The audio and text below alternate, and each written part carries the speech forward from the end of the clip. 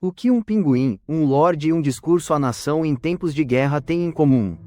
A resposta é a BBC. Mas você já se perguntou como essa instituição, que hoje é sinônimo de jornalismo e entretenimento, chegou a dominar as ondas e as telas em nível mundial? Origem. Voltemos a 1922.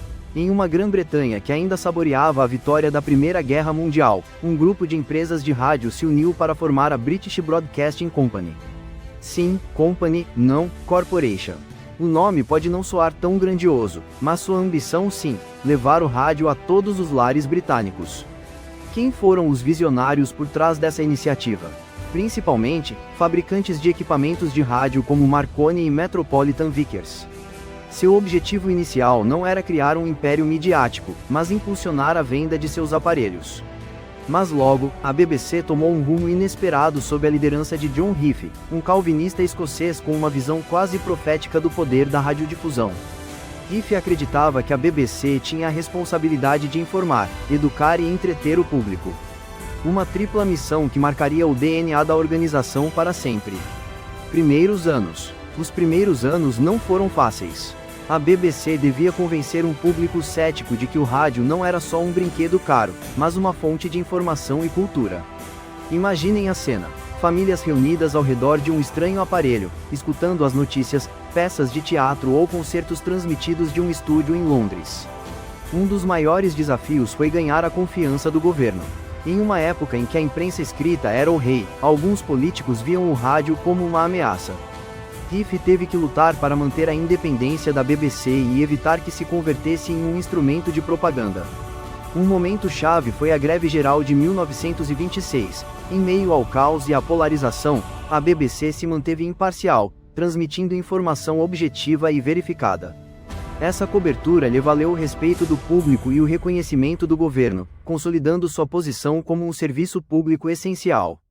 Crescimento e expansão. A década de 1930 foi de crescimento e experimentação. A BBC ampliou sua programação, incorporando novos formatos e talentos. Foi a época dourada dos dramas radiofônicos, os programas de humor e os concursos. Mas o verdadeiro ponto de inflexão chegou com a invenção da televisão. Em 1936, a BBC lançou o primeiro serviço de televisão pública do mundo. Ainda que no princípio fosse uma curiosidade tecnológica para uns poucos privilegiados, a televisão transformaria para sempre o panorama midiático. A Segunda Guerra Mundial pôs à prova a BBC como nunca antes. O rádio se converteu em uma arma vital para manter a moral e combater a propaganda inimiga. Os discursos do primeiro-ministro Winston Churchill, transmitidos pela BBC, galvanizaram a nação e se converteram em símbolos de resistência. Após a guerra, a BBC continuou expandindo-se, lançando novos canais de rádio e televisão, e estabelecendo correspondências em todo o mundo. Se converteu em uma referência de qualidade e profissionalismo, influindo no desenvolvimento da radiodifusão pública em outros países.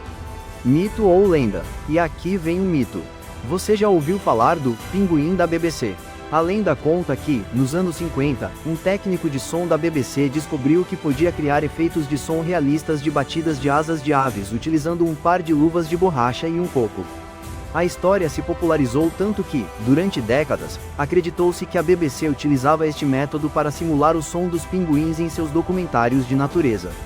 Ainda que a BBC nunca tenha confirmado oficialmente, a lenda do pinguim da BBC se converteu em parte do folclore midiático. Outra curiosidade, esta real, é que a BBC tem uma seção de pronúncia, que assessora seus apresentadores sobre como pronunciar corretamente palavras em diferentes idiomas. Imaginem a quantidade de nomes raros e lugares exóticos que devem pronunciar cada dia. Situação atual. Hoje, a BBC é um gigante midiático global, com canais de televisão e rádio, sites e plataformas de streaming que alcançam centenas de milhões de pessoas em todo o mundo.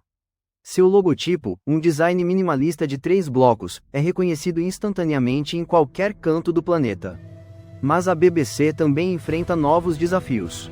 A competição das plataformas de streaming, a polarização política e os cortes orçamentários a obrigam a reinventar-se constantemente. Apesar de tudo, a BBC segue sendo fiel à sua missão original: informar, educar e entreter, adaptando-se aos tempos sem perder sua essência. Desde seus humildes começos como uma empresa de rádio até seu status atual como um gigante midiático global, a BBC tem sido testemunha e protagonista dos grandes acontecimentos do século. XX e XXI. Uma história de inovação, compromisso e controvérsia. Porque às vezes, por trás de um simples logotipo, há toda uma história que poucos conhecem. Se você gostou desta viagem pela história da BBC, não esqueça de se inscrever e ativar o sininho para não perder nossas próximas histórias. E conte-nos nos comentários qual outra marca você gostaria que investigássemos.